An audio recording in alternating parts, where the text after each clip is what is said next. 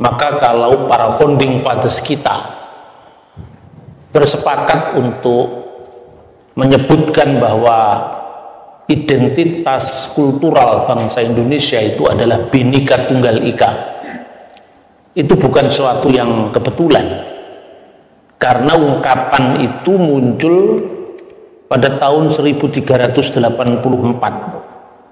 satu karya yang mendahului zamannya sebetulnya, karena pada waktu itu ya abad 14-15 itu kan masih zamannya perang salib gitu, perang agama. Tapi bangsa kita sudah punya kesadaran bahwa perbedaan agama itu bukan sesuatu yang harus ditajam-tajamkan. Namun di situ, itu kan konteksnya Bapak Ibu Hindu dan Buddha. Bangsa kita itu kan pernah mengalami nyaris terbelah pada masa kuno. Karena kasus-kasus di mana pilihan pribadi seseorang, apalagi kalau itu seorang public figure, seorang raja yang berkaitan dengan agama, itu sesuatu yang sangat sensitif. Pada abad ke-8 ada seorang tokoh yang pindah agama dari agama Hindu ke agama Buddha, namanya Rakai Panangkaran. Karena rajanya berpindah agama, kemudian rakyatnya tentu menjadikan sang raja itu panutan. Maka akibatnya penyelenggaraan negara menjadi agak pincang, karena yang beragama Hindu seolah-olah dinomorduakan, karena rajanya memilih agama Buddha. Dan mungkin perpindahan agama itu dijadikan tema sentral. Karena itu maka terjadi nyaris perpecahan, sampai kemudian yaitu yang namanya Rakai Pikatan, seorang Hindu menikah dengan putrinya Rakai Panangkaran yang beragama Buddha tadi. Akhirnya situasi hubungan antara Hindu dan Buddha itu kembali berjalan normal. Nama dari putrinya tadi adalah Pramudya Wardani. Untuk mengenang hubungan harmonis antara dua agama itu, maka candi dibangun untuk agama Buddha, itu Candi Borobudur. Dan kemudian setelah itu, setelah diresmikan oleh sang putri yang namanya Pramudya Wardani tadi, dibangun juga Candi Prambanan untuk memberikan ruang kebanggaan kepada agama Hindu. Itu terjadi pada abad 8-9 Masehi.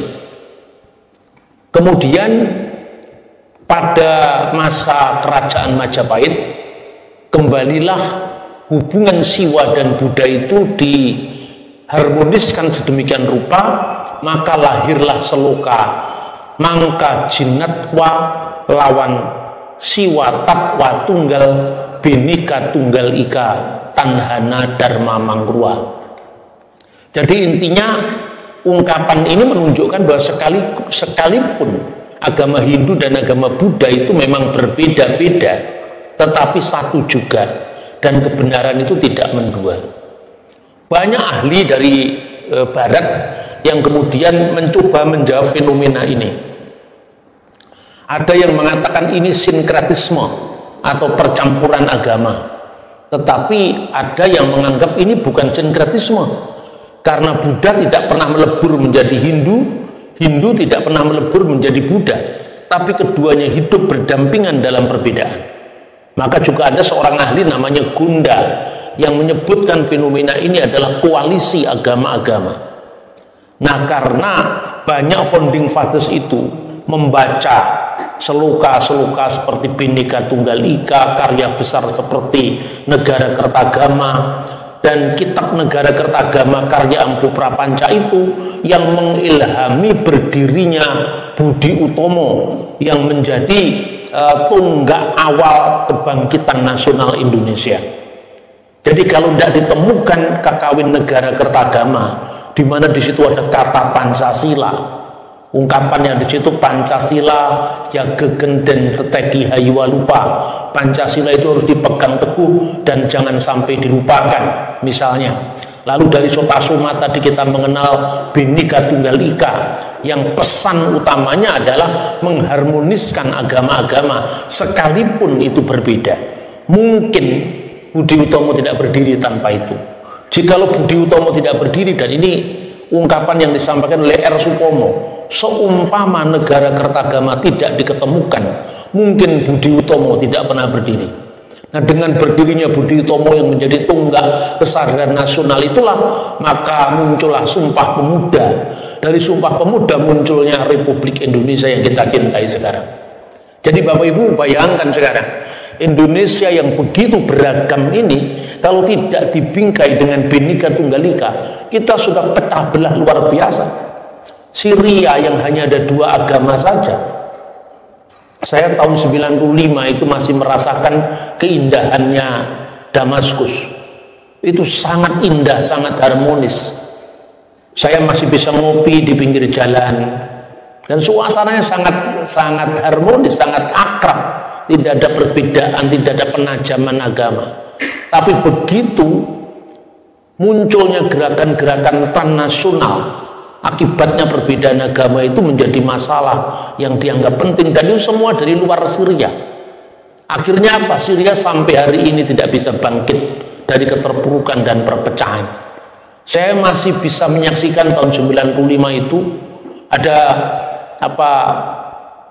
desa Kristen yang sepenuhnya Kristen, itu namanya Desa Ma'lula dan Said Naya.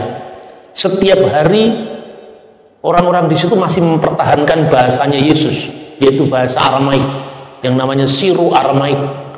Dan Yesus sendiri kan mengajarkan doa Bapa kami itu dalam bahasa sehari-hari, yaitu bahasa Aramaik. Ya, Abun de Basmaya misalnya menjadi bahasa Arab, Abana allati fis samawat, Bapa kami yang ada di surga. Karena Yerusalem itu berbahasa Ibrani klasik, ya, karena pengaruh orang-orang Yahudi yang membaca Taurat, kitab nabi-nabi dan ketubim, tulisan-tulisan suci yang lain, maka doa Bapa kami akhirnya dikenal dalam bahasa Ibrani karena kebutuhan jemaat yang berbahasa Ibrani. Tetapi ketika gereja kemudian melebarkan misinya ke arah barat dan bahasa internasional saat itu adalah bahasa Yunani, maka mulailah doa Bapa kami dikenal dalam bahasa Yunani. Akhirnya pesan yang satu diinternasionalkan melalui bahasa yang berbeda-beda. Dan Syria adalah satu saksi di mana budaya dan bahasa Kristus dipertahankan sampai saat ini. Tetapi sayang itu porak-poranda karena perang, rusak karena pertikaian agama. Kita menyaksikan betapa banyak negara-negara di Timur Tengah yang satu saja rasnya, yaitu Arab, tapi itu sudah bertikai luar biasa. Apalagi Indonesia. Sekarang ini Bapak Ibu, karena kelompok-kelompok garis keras di Timur Tengah sudah tidak laku, mulai ditinggalkan. Sekarang bayangkan, siapa yang menyangka bahwa Arab Saudi yang begitu tertutup sekarang menjadi terbuka. Sekarang pesawat-pesawat Arab itu sudah mendarat di Tel Aviv, menunjukkan bahwa mulai ada hubungan baik antara negara-negara Arab dengan Israel. Tetapi Indonesia justru sekarang ini semakin sempit dalam pandangan teologis. Kita menjadi semakin terkotak-kotak.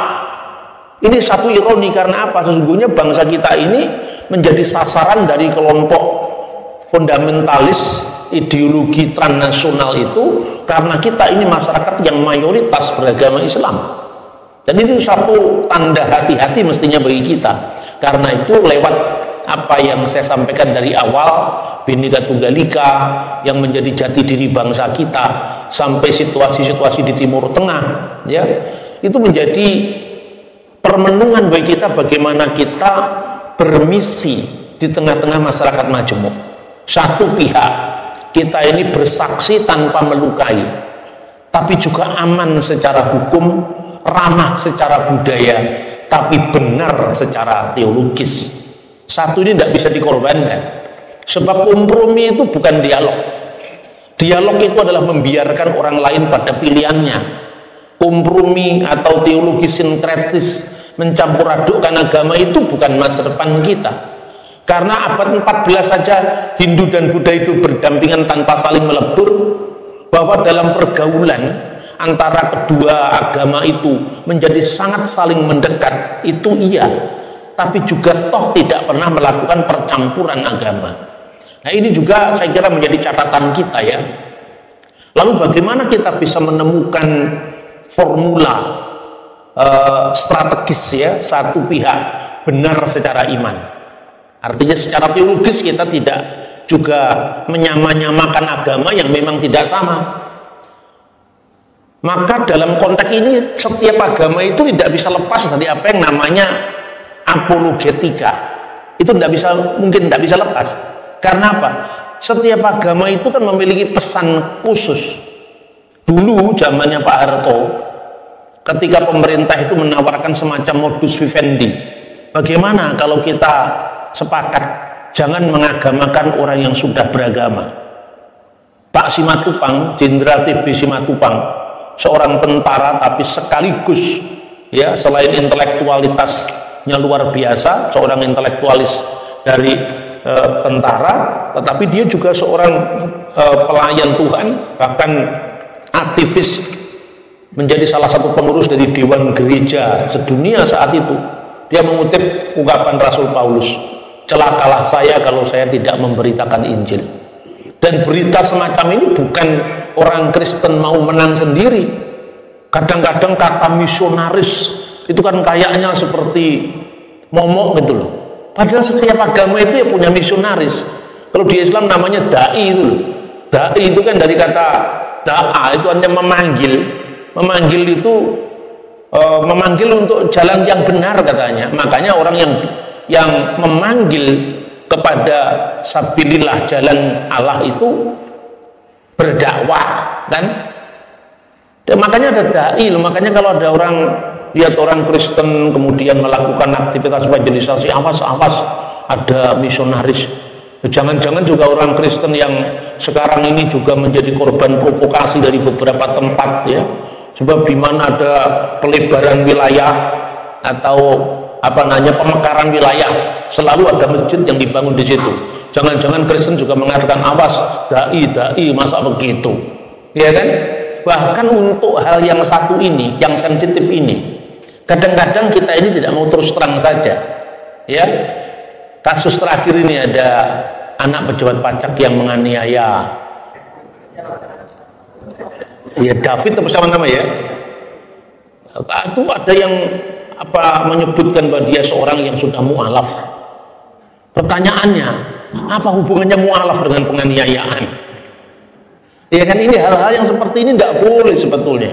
Hal-hal yang sifatnya ruang privat itu jangan diangkat ke ruang publik.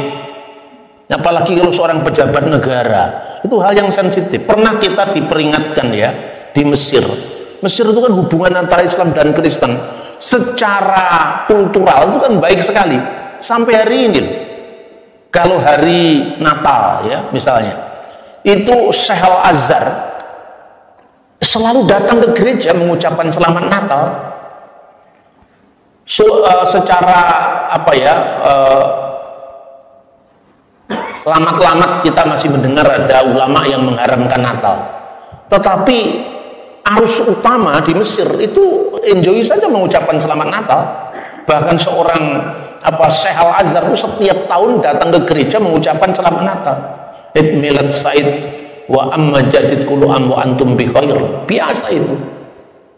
Begitu juga tempat dulu saya kuliah ya, itu ada satu gereja.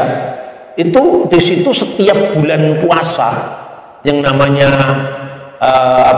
buka puasa itu gereja itu menyelenggarakan, dekat gereja itu menyelenggarakan yang namanya Maidatur Rahman, artinya jamuan kasih ya. Berbuka puasa untuk seluruh orang yang mondar-mandir ke situ, sopir angkutan, orang-orang semua makan di situ. Penyelenggaranya pun tidak pandang agama, apakah dia Kristen, apakah dia Islam. Bahkan Maidatur Rahman itu dianggap sebagai kesatuan umat Kristen dan umat Islam. Itu di Mesir. Begitu harmoninya hubungan itu ya. Tetapi juga ketika kemudian ada kelompok keras yang namanya Ikhwanul Muslimin, itu sering mengekspos orang pindah agama. Ya, kadang-kadang juga kalau ada orang Kristen yang menjadi Islam itu diekspos besar-besaran. Tapi sebaliknya kalau ada orang Islam yang menjadi Kristen, itu bawah sadar kadang-kadang disebut itu sebagai kriminal. Maka orang yang berpindah agama itu kalau dari non-muslim ke Islam welcome, tapi kalau dari Islam ke Kristen itu tabu. Lah ini seperti ini kan bukan hal yang fair kan? Itulah yang dibawa oleh Ikhwanul Muslimin yang ada di Mesir itu. Maka kemudian ada kritik dari seorang muslim sendiri. Namanya adalah Abdul Hakim. Dia menulis satu novel. Novel itu menceritakan tentang seorang Kristen yang karena pengaruh-pengaruh dari komunitas kelompok keras itu kemudian masuk Islam, dielu-elukan luar biasa ketika dia mau bersahadat. Itu diarak, dielu-elukan menuju ke masjid. Ada seorang sahabatnya yang selalu setia mendoakan dia. Ketika sahabat Kristennya, ketika kemudian dielu-elukan, ketika dia mau menyatakan keislamannya itu, karena penuh sesaknya, hiruk pikuknya manusia yang mengeluh-elukan dia, kemudian dia kehabisan nafas dan akhirnya dia mati di tengah-tengah dielu-elukan karena dia masuk Islam. Lalu sahabatnya tadi mendoakan dia dan diakhiri dengan kata-kata Bismillahirrahmanirrahim Yesus Al-Masih, demi nama Tuhan Yesus Kristus, amin. Lalu dia membuat tanda salib Bismillahirrahmanirrahim, amin. Itu yang nulis seorang muslim. Artinya apa? Dia memberikan peringatan bahwa kenapa orang pindah agama harus diekspos sevulgar ini. Apakah kamu tidak meninggang rasa ketika misalnya kasus seperti ini terjadi pada saudaramu Kristen, pada saudaramu non-muslim? Apakah kamu juga tidak sakit hati? Apakah kamu juga tidak merasa terusik? Nah, dalam konteks tenggang rasa seperti inilah seharusnya kita bersaksi tanpa melukai. Indonesia tentu harus lebih maju ketimbang Mesir karena warisan sejarah kita lebih beragam. Pengalaman kemajmuan kita itu tidak hanya pada tingkat elit, tetapi tingkat rakyat. Saking karena rakyat tidak bisa memahami detailnya pemahaman teologis masing-masing agama, cenderung ke sinkretis. Tapi tokoh-tokohnya tidak sinkretis. Lah ini pertama, bersaksi tanpa melukai. Kedua, aman secara hukum. Indonesia ini masih punya undang-undang penodaan agama. Undang-undang nomor 1 PNPS tahun 1965. Undang-undang ini telah memakan korban terlalu banyak. Mulai dari Ki Panji Kusmin, Langit Makin Mendung, sampai kepada kasusnya Muhammad Kece. Korbannya terlalu banyak dan biasanya korbannya adalah kelompok minoritas. Sekalipun pemerintah bersama DPR sekarang sudah setuju dengan undang-undang hukum pidana yang baru, tetapi ini masih kira-kira berlaku 3 tahun lagi, ya kan? Artinya 3 tahun ini masih berlaku kan? Tapi undang-undang KUHP yang baru itu pun masih ada masalah juga. Karena apa? Pasal-pasalnya itu juga masih bisa dimaknai sebagai pasal karet misalnya. Barang siapa mempengaruhi orang lain, kalau nggak salah seperti itu, untuk berpindah agama, itu malah masuk di pasal ini yang di undang-undang sebelumnya tidak ada. Nah, mungkin ini pembahasannya di forum lain. Tetapi yang saya inginkan bahwa ketika orang Kristen membaca kitab suci bahwa pemerintah itu wakil Allah untuk kebaikanmu, berarti undang-undang yang masih berlaku yang ditetapkan oleh pemerintah bersama DPR harus kita taati. Kita tidak bisa melanggar kecuali mungkin kita memberikan kepada para pejabat publik itu suara kenabian kita, menyuarakan ketidakadilan minoritas, hegemoni mayoritas terhadap minoritas itu harus kita suarakan. Kemudian juga pemerintah harus tetap memberi ruang pada pihak yang berbeda. Jangan kasus-kasus penodaan agama itu putusannya lebih karena tekanan publik. Nah, tapi inilah situasi kita. Ketiga, ramah secara budaya. Ramah secara budaya itu berarti Ya kalau menyampaikan itu bisa dengan ramah, kenapa kita harus marah? Kan begitu kan? Yesus sendiri tidak pernah memaksa, bahasanya keras ya, tapi putusan akhirnya tetap pada orang masing-masing. Biarlah lalang itu tumbuh bersama gandum sampai waktu menuai. Yang disebut waktu menuai kan waktu zaman akhir ya, ila yaumil kiamah loh bahasa Arabnya itu. Ketika pengadilan terakhir nanti, mana yang lalang, mana yang gandum, mana yang kambing, mana yang domba. Tugas kita hanya mewartakan. Roh Kuduslah yang membuat orang untuk mengambil keputusan. Dia percaya kepada Kristus sebagai juru selamat, bukan kita. Kemudian dalam konteks dengan kebenaran teologis tadi, ya kita benar secara iman, tidak perlu ada kompromi. Lalu bagaimana ada ruang kesaksian di situ? Ya tetap ada ruang kesaksian. Bagi saya ketika iman Kristen itu sering disalahpahami, itulah waktu kita untuk bersaksi, menjelaskan kesalahpahaman orang, bagaimana how to answer the Muslim misunderstanding about Christianity misalnya. Kan kebanyakan yang salah paham itu teman-teman Muslim.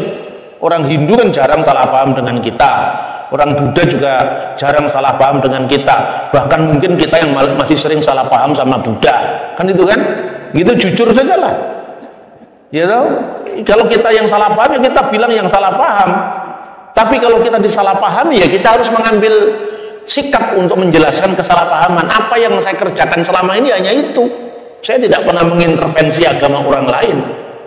Tapi kadang-kadang gregetan juga saya ya. Misalnya gini contohnya ya. Gregetan saya itu bukan kepada orang di luar Kristen, kepada orang Kristen juga. Kok gampangnya kita itu menerima pengaruh yang bertubi-tubi. Misalnya ya, ada beberapa tahun yang lalu ada seorang anggota tentara yang sering mengundang saya di persekutuannya, mengatakan, "Pak, ini ada siaran YouTube begini, bagaimana menjawabnya?" Ternyata siaran YouTube itu isinya apa?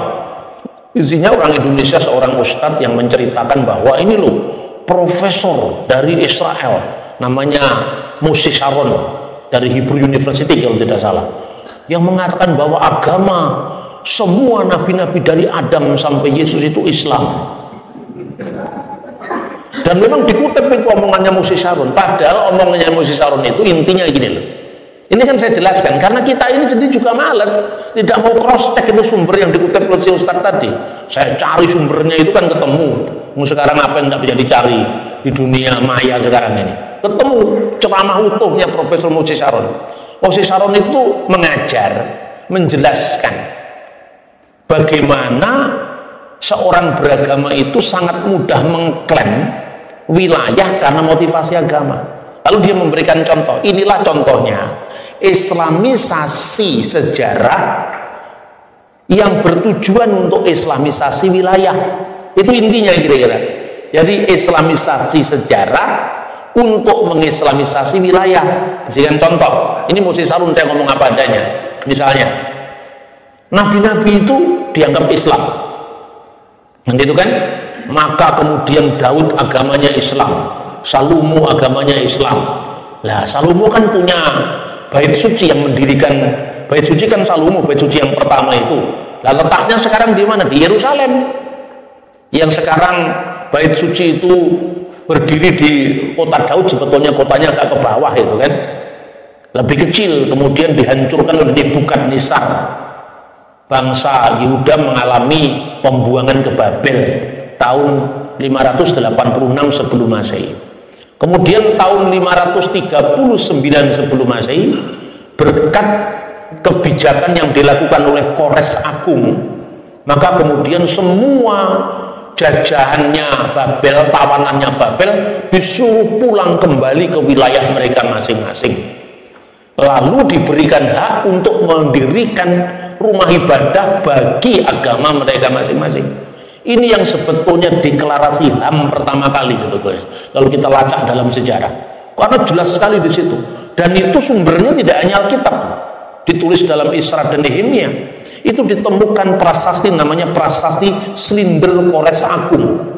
Anda bisa membacanya itu dalam bahasa Akadia yang sekarang ini banyak sekali ditulis ya tentang itu, salinan lengkap dari prasasti yang isinya pembebasan bangsa-bangsa termasuk Israel, lalu diberikan hak untuk membangun bait suci bagi Tuhan mereka masing-masing. Maka mulailah masuk ke zaman Persia, Ratu Esther, kemudian Mordekai menjawab kejahatan dari seorang bernama Haman.